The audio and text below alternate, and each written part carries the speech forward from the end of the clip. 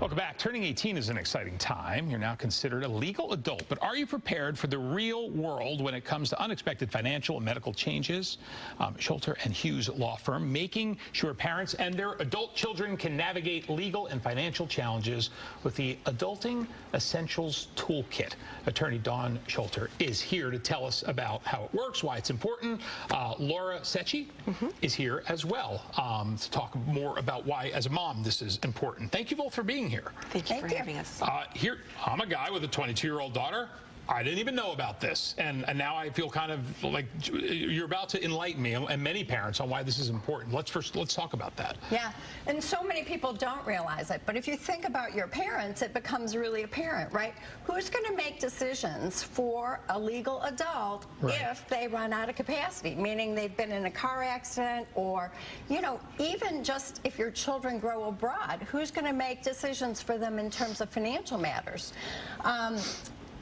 Just because you're providing medical insurance to your children or you're still paying for them doesn't give you any legal rights. Right. So that 18th birthday is the magic date. It's the date where everything changes. And so if you call the doctor, or even if you want to pay a doctor bill for your child, your adult child, you're not going to be able to do what you were able to do before their 18th birthday.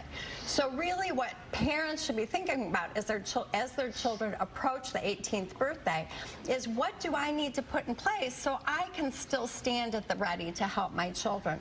It's really important, really important. And talk about your daughter Isabel is not with us today, but I mean, how did this all come up for you and you realize, hey, this is something I need to do? Yeah, so for myself, I have twins that are 18, and they asked, when I did my trust, I realized that they didn't know my wishes and I didn't know their wishes. Right. God forbid if something happened.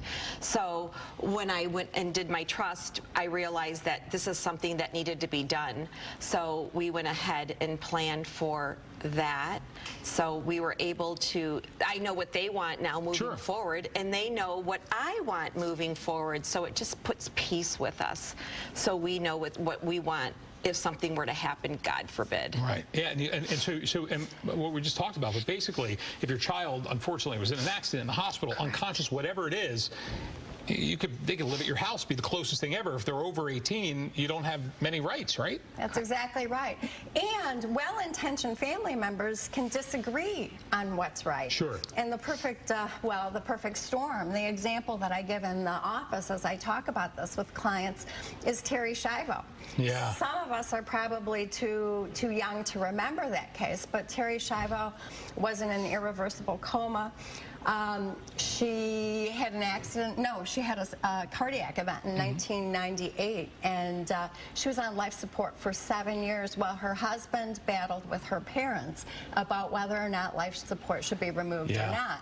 So in a family, very well-intentioned people, even moms and dads, can disagree about what would be right. So before we run out of time, just talk about the 3 documents, right? That's part of that toolkit. Yeah. So everybody over the age of 18 should have something called a designation of patient advocate. That's a document that tells us who's going to make medical care decisions for you if and only if you can't participate in your own care decisions. Okay. Along with that, you should have a living will and a HIPAA waiver.